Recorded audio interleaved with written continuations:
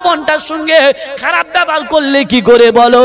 তুমি তোমার আব্বার সঙ্গে খারাপ ব্যবহার করলে কি করে বলো? আজকে জিজ্ঞাসা করছে ধুবুলিয়ার বন্ধুরা, বলো এই যে রাস্তাটা দেখছো, গরমের দিনে চৈত্র মাসে রোদেতে যদি ট্রলি চালাতে হয় রাস্তাতে, ট্রলি চালালে কত কষ্ট হয়, যে চালায় তাকে জিজ্ঞাসা করো। ওই আব্বাটাকে কাছে বসিয়ে বলতে পারলেন, আব্বু জলসার দিনে তুমি কি খাবে বলো? আয় আল্লাহর গোলাম শোনো, আয় আল্লাহর গোলাম রে, তোমার আব্বা তোমার সব টাকা নিত না। তুমি যদি 50টা টাকা তোমার আব্বার হাতেতে দিতে, তোমার আব্বা খাবার কিনে তোমার বাচ্চাদেরকে খাইয়ে দিত, ঠিক না বেঠিক? তুমি যদি তোমার মায়ের হাতে 50 টাকা দিতে, তোমার মায়ের মুখেতে হাসি ফুটে যেত। তোমার মা খাবার কিনে এনে তোমার বাচ্চাদের হাতে দিয়ে খুশি করিয়ে দিত। আয় আল্লাহর গোলাম, যদি জান্নাত পেতে চাও, যদি জান্নাত পেতে চাও, তো মায়ের কোলের কাছেতে গিয়ে বসে যাও, মাকে মা বলে ডেকে মায়ের হৃদয়টাকে শান্তি করে দাও। যদি জান্নাত পেতে চাও, তো আব্বার কোলের কাছে মাথাটা নিচু করে বসে যাও, আর ডেকে বল আব্বু, আব্বুকে বল আব্বু তুমি আমার জন্য কষ্ট করেছো, আমার লেখাপড়া শিখাতে গিয়ে আব্বু গো যেটুকু জায়গা ছিল বিক্রি করে দিয়েছো। আব্বু গো তুমি অনেক সময় এমন অভাবে পড়েছো, আমার শরীর খারাপ হয়ে গেছে, একটা মাত্র টলি ছিল আর অন্য কিছু ছিল না। আব্বু অভাবের তাড়নাতে সেটাও বিক্রি করে আমাকে চেষ্টা করেছো, তাই তো আমি আজকে পৃথিবীতে এত বড় হয়েছি। আব্বু আজকে তুমি কিসে খুশি হবে বলো? আয় আল্লাহর গোলাম, এমন আব্বাটাকে যদি খুশি করাতে পারতেন, তোমার আব্বা পৃথিবীতে হাসতো, আর সে আজিমে আমার প্রভু বড় খুশি হতো, ঠিক না বেটি গো?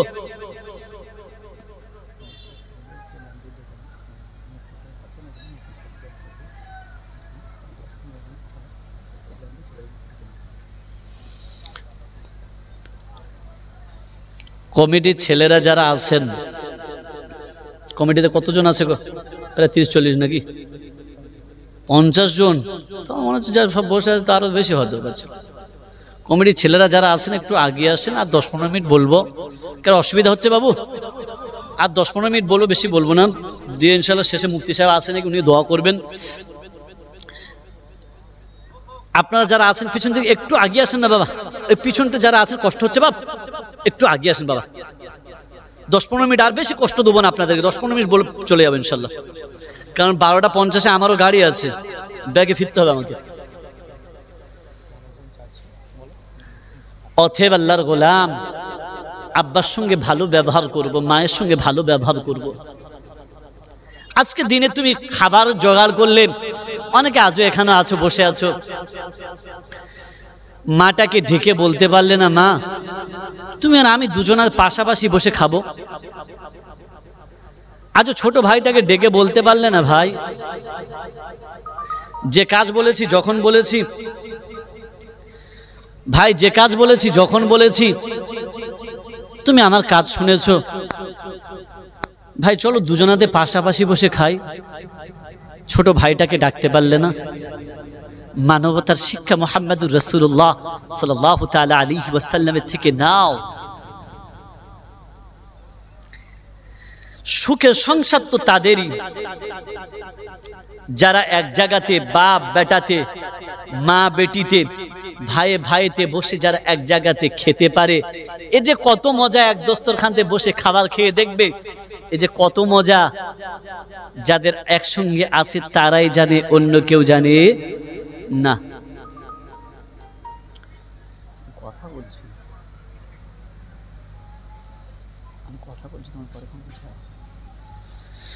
কত মজা আল্লাহর গোলাম, এটা তাদেরকে জিজ্ঞাসা করো। আব্বু যদি খুশি হয়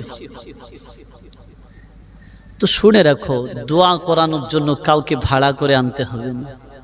শুধু তোমার আব্বাকে বল, আব্বা তুমি আমার জন্য একটু দোয়া করো। অনেকে দেখবেন এই এলাকায় আছে কি জানি না, অনেকে বিভিন্ন দরবারে ছোটে, বিভিন্ন মানত করে নিয়ে ছুটে চলে যায় দোয়া করানোর জন্য। শুনে রাখো, যে দোয়া নিতে চাও কোনো মাজারের কবরের কাছে যেতে হতো না, যাবে না। দোয়া করাতে চাইলে সব থেকে বড় জিনিস শোনো, তোমার মাকে বলো, মা তুমি 2 রাকাত নামাজ পড়ে আমার জন্য হাত পেতে দোয়া করো, আর সে আজিবের কোনো পর্দা থাকে না। বলুন সুবহানাল্লাহ। তোমার মা হাত পাতবে তো আর সে আজিম আল্লাহ কবুল করে নেবে। তোমার মা তোমার জন্য হাত পাতবে, তো এর থেকে বড় দোয়া পৃথিবীতে আর কাহারও নাই। যার মা যার প্রতি খুশি, তার প্রতি তার রব খুশি। যার প্রতি যার পিতা খুশি, তার প্রতি তার রব খুশি। মনে থাকবে, তার প্রতি তার কি রব খুশি। অতএব আল্লাহর গোলাম আব্বুটাকে ডেকে বলো, আব্বু গো কষ্ট দিয়েছি, আমাকে ক্ষমা করে দিও। আব্বার কাছে গিয়ে বসে বলো, অনেকে আছেন আজও আব্বা বলে ডাকেন না। আব্বার কাছে গিয়ে মুসাফা করে বসে মাথাটা নিচু করে বলো, আব্বু আমাকে যে সাজা দিলে হয় তুমি দাও, কিন্তু আমাকে ক্ষমা করে দিও। তোমার পিতা তোমাকে জড়িয়ে ধরে ক্ষমা করে দিবে, আর তোমার আব্বা যদি তোমাকে ক্ষমা করে দেয়, ও আল্লাহর গোলাম, তোমার আব্বা যদি তোমাকে ক্ষমা করে দেয়, তো শুনে রাখো পৃথিবীতে সব থেকে বড় জিনিস পেয়ে গেলে তুমি। আল্লাহর গোলাম, তুমি প্রভুর জিকির করো, রবের দাসত্ব করো। আমরা আল্লাহ পাক শোনাচ্ছে, ওয়াযাকিরিনাল্লাহ। শেষ কয়েকটা আয়াত শুনিয়ে দিচ্ছি, শুনে নাও। যারা জিকির করবে এইভাবে, তারা প্রভুর প্যার হবে। কোন শুনছে, ওয়াযাকিরিনাল্লাহ কাসীরান ওয়াযাকিরাত আ'আদ্দাল্লাহু লাহুম মাগফিরাতাও ওয়া আজরান আযীমা। কোরআন শরীফের পারা নাম্বার 22, পৃষ্ঠা নাম্বার 1, বাম দিকের পৃষ্ঠাটা দেখবে, নিচের থেকে একটা লাইনের উপরে মাঝখান দিক থেকে বলছি, শোনো। কোরআন শুনছি, ওয়াযাকিরিনাল্লাহ কাসীরান ওয়াযাকিরাত আ'আদ্দাল্লাহু লাহুম মাগফিরাতাও ওয়া আজরান আযীমা। আমার প্রভুর ঘোষণা ছিল, গোলাম আমার জিকির যারা করবে, চাই সেটা আমার বান্দা হোক কিংবা বান্দি হোক, চাই সেটা নারী কিংবা পুরুষ হোক, আমি প্রভু ওটা দেখি না। আমার বান্দা আমার বান্দি জিকির করবে, আমি আল্লাহ আমার ওয়াদা শোনো, আ'আদ্দাল্লাহু লাহুম মাগফিরা, আমার বান্দা বান্দিকে আমি প্রভু ক্ষমা করে দেব, আজরান আযীমা, আমার বান্দাকে আমার বান্দিকে আমি প্রভু পুরস্কারে পুরস্কৃত করব। অতএব যদি প্রভু দেওয়া পুরস্কার নিতে যাও, আল্লাহর গোলাম প্রভু দেওয়া পুরস্কার যদি নিতে যাও, তো প্রভুর জিকির করো, প্রভুর দাসত্ব করো, প্রভুর গোলামি করো, অন্য কারোর গোলামি করো না। আল্লাহর গোলাম যদি সিজদা দিতে হয়, আমার প্রভুর কুদরতি কদমেতে সিজদা দিও, অন্য কোনো জায়গাতে নয়। জমিনেতে সিজদা দিবার ভাববে আমি আমার প্রভুর কুদরতি কদমেতে সিজদা দিলাম, ভাববে আমার প্রভুকে খুশি করানোর জন্য সিজদা দিলাম, পৃথিবীতে অন্য কাউকে খুশি করানোর জন্য সিজদা দিলাম না। আল্লাহর গোলাম, কপাল তোমার প্রভু বানিয়েছে, এই কপাল যদি রাখতে হয় প্রভুর কুদরতি কদমেতে রাখবে, কোন মাজারে কবরেতে রাখতে যেও না। যদি বলো কি হবে গেলে, কোরআন শুনছে শোনো, আজকে যারা ভাবছো গেলে ভালো হবে, তাদের জন্য একটা স্পেশাল আয়াত শুনেছি, শুনে কোরআন শুনছে, ওয়া মান ইয়াদউ মিন দুনিল্লাহ মান লা ইস্তাজিবু লাহু ওয়া মান আযাল্লু মিম্মান ইয়াদউ মিন দুনিল্লাহ মান লা ইস্তাজিবু লাহু ইলা ইয়াউমিল কিয়ামাতি ওয়া হুম আন দুআইহিম গাফিলুন। সোনার বন্ধুরা, কোরআন শরীফের পারা নাম্বার 26 পৃষ্ঠা নাম্বার 1 বাম দিকে পৃষ্ঠাটা একবার দেখবেন, মিডল পয়েন্ট আয়াতটা পেয়ে যাবে। আয়াত নাম্বার 5 কোরআন শুনছে, গোলাম রে শোনো, যারা কবরেতে গিয়ে বলবে, চাইবে যারা আমি প্রভু আমার দরবার ছেড়ে দিবে, যারা আমার কাছে নামাজ পড়ে চাইবে না, যারা কবরে মাজারেতে গিয়ে চাইবে যারা, তো শুনে রাখো কিয়ামত পর্যন্ত যদি চাও তো হুম আন দুআইহিম গাফিলুন, একটাও কথা ভিতরেতে ঢুকবে না। অতএব যদি চাইতে হয় ওযু করে সুন্দর করে মসজিদে গিয়ে নামাজ আদায় করে প্রভুর দরবারেতে চেয়ে বলবো, রব্বানা আমার মতো পাপী পৃথিবীতে কাউকে খুঁজে পাবে না, রব্বানা আমি পৃথিবীতে অনেক খারাপই করেছেন, পৃথিবীর কেউ না জানলে তুমি জানো, আমার বিবি জানে না, বাচ্চা জানে না, আমার বিবি যদি জানতো আমাকে নিয়ে ঘর করতে চাইতো না, আমার সঙ্গে থাকতে চাইতো না, আমার বাচ্চা যদি জানতো আমাকে আব্বু বলে ডাকতো না, কিন্তু তুমি সব জানার পরে আমাকে আজও বেইজ্জতি করলে না।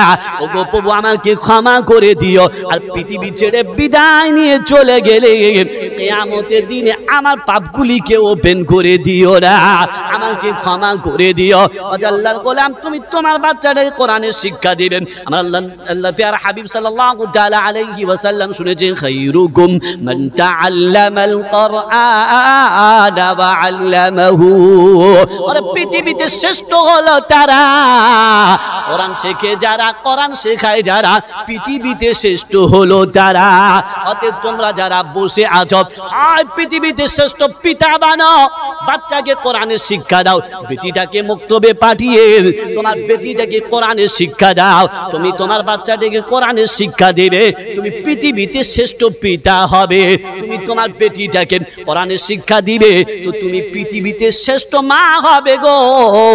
অতএব তুমি তোমার বাচ্চাটাকে কোরআনের শিক্ষা থেকে দূরে সরিয়ে দিবে না, মনে থাকবে ইনশাআল্লাহ। অতএব আল্লাহর গোলাম, পিতা মাতার খিদমত করবো না ছাড়বো? জোরে বলেন, করব। পিতা মাতাকে কষ্ট দিবেন না, জলসা দিবেন। আল্লাহর গোলাম, এখান থেকে কিছু ফায়দা নিয়ে যাবেন। আজকে যে নওজওয়ানরা জলসা দিয়েছো, দোয়া করি আল্লাহ যেন তোমাদেরকে কবুল করে। তার কারণ তোমরা ইচ্ছা করলে বহুত খারাপিতে লিপ্ত হতে পারতে, ঠিক না বেঠিক? এখনকার নওজওয়ানরা এরা ইচ্ছা করলে খারাপিতে যুক্ত হতে পারত, এরা ইচ্ছা করলে কোরআনের মজমা না দিয়ে অন্য কিছু দিতে পারত, কিন্তু এরা কোরআনের মজমা দিয়েছে। আল্লাহ যেন এদেরকে দ্বীনের জন্য কবুল করেন, আল্লাহুম্মা আমিন। এদেরকে ধন্যবাদ দিয়ে এই কারণে, যারা আল্লাহর নবীকে ভালোবাসে, যারা কোরআনকে ভালোবাসে, কোরআন তাদেরকে সেদিন টেনে নিয়ে জান্নাতে পৌঁছে দিবে, বলুন সুবহানাল্লাহ। অতএব কোরআনকে সঙ্গী বানান, কোরআনকে জীবন সাথী বানান। জবানে কোরআন হবে, জিকির হবে প্রভুর, আর সব খারাপি ছাড়ার চেষ্টা করেন। চোখের সামনে দেখেন না কত নওজওয়ান, কত ছোট ছোট বাচ্চা আমার আপনার সামনে বিদায় নিয়ে চলে গেছে, চলে যাচ্ছে।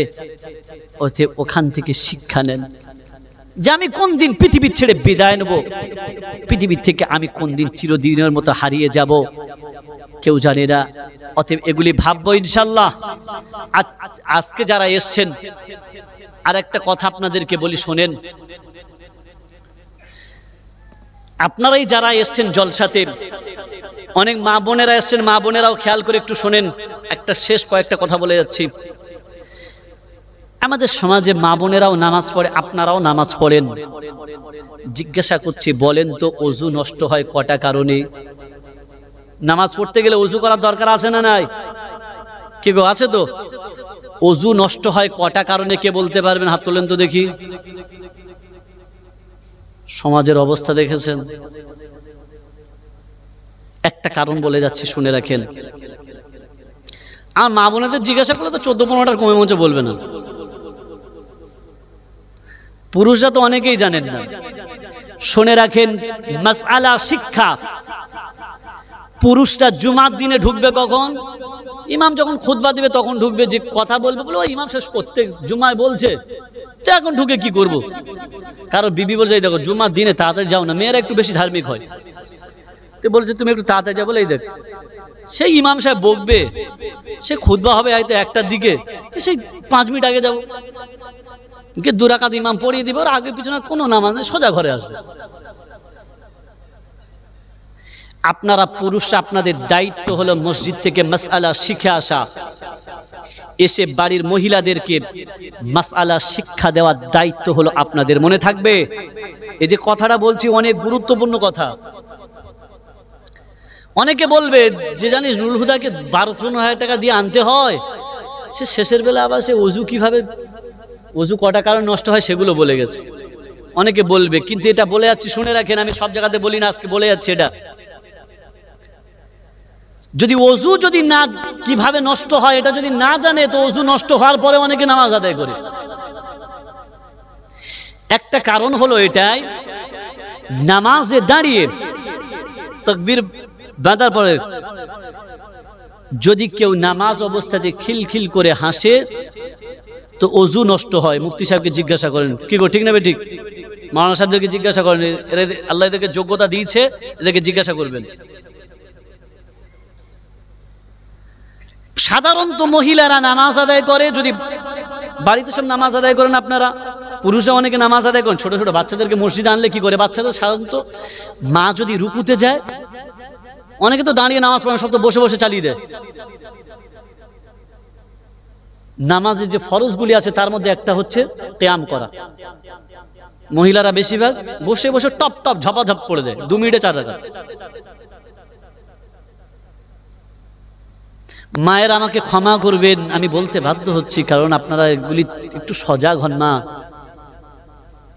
আমি চাই আপনারা জান্নাতি হন, আমি চাই আপনারা আম্মাজান খাদিজাতুল কুবরা রাদিয়াল্লাহু আনহার সঙ্গী হন, সাথী হন। তো বাচ্চারা যদি সামনে, যদি মায়ের সামনে পাল্টি খায় না, বিভিন্ন রকম ভাবে সিজদা করে, তো অনেক মা হেসে ফেলে, তো ভাবে কি নামাজটা হয়তো নষ্ট হয়েছে, আবার নিয়ত করে নেয়, জোরে হাসে, হাসার পরে ভাবে নামাজটাই নষ্ট হয়েছে, ওযু নষ্ট হয়েছে এটা ভাবে না, নামাজ নষ্ট হয়ে গেছে, ছেড়ে দিয়ে আবার আল্লাহু আকবার নিয়ত করে নিয়ে নামাজ পড়ে না। এই অবস্থাতে যত রাকাত নামাজ আদায় করবেন কোন নামাজ হবে, জোরে বলেন না, মনে থাকবে ইনশাআল্লাহ।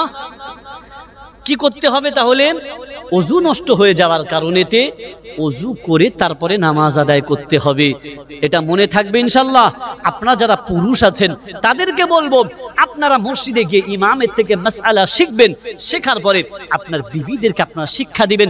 আপনি আপনার বিবিটাকে যে মাসআলা বলতে পারবেন, ইমামের থেকে শিখে যে মাসআলা আপনি আপনার বিবিকে বলতে পারবেন, গ্রামের ইমাম ওই মাসআলা আপনার বিবিকে বলতে পারবে না। আপনার বিবিকে ইমাম ওই মাসআলা বলতে পারবেন। আপনি শেখার জন্য আপনার ইমামের থেকে শিখে নেন, গ্রামের ওলামায়ে কেরামের থেকে শিখে নেন, আর আপনি আপনার বিবিটাকে বলেন। আপনি আপনার বেটিটাকে ও মাসআলা আপনি না বলতে পারবেন, কিন্তু আপনার বিবিকে শিখিয়ে দিলে আপনার বিবি আপনার বেটিটাকে মাসআলা সম্পর্কে জ্ঞান দিবে। আপনার বিবি জেনে যাবে কিভাবে কি করতে হবে না হবে, আপনার বেটি জেনে যাবে কিভাবে কি করার দরকার আছে না আছে, কোনটা ছাড়তে হবে কোনটা মানতে হবে, এটা আপনার বেটি আপনার বিবির থেকে শিক্ষা নেবে। মনে থাকবে ইনশাআল্লাহ। এই যে কথাটা বললাম, প্রত্যেকে একটু ভাববেন, বাড়িতে গিয়ে একটু ভাববেন। আমরা সাধারণত বাড়িতে মহিলারা, মায়েরা যারা আছেন, মাগো অনেকে সিরিয়াল দেখেন,